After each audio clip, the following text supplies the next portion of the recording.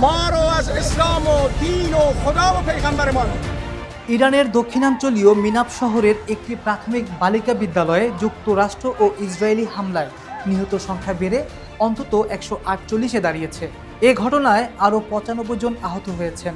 1 March আল জাজিরার খবরে এ তথ্য প্রকাশ করা হয়। গত 29 ফেব্রুয়ারি এ হামলা চালানো হয়। এরপর থেকেই নিহতের সংখ্যা ক্রমশ বাড়তে থাকে।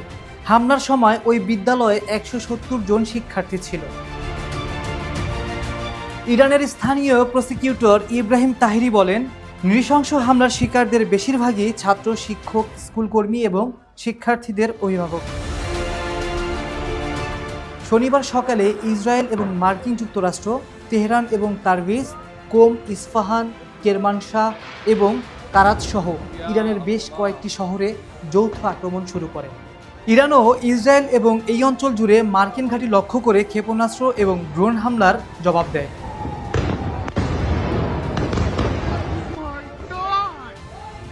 তেহরানে হামলায় ইরানের সর্বোচ্চ নেতা আলী খামেনি, দেশটির প্রতিরক্ষা কাউন্সিলর সচিব আলী শামখানি এবং ইসলামিক রেভলিউশনারি গার্ড কর্পসের প্রধান কমান্ডার মোহাম্মদ পাকপুর নিহত হন। আকাশ সাদ, ডেস্ক রিপোর্ট।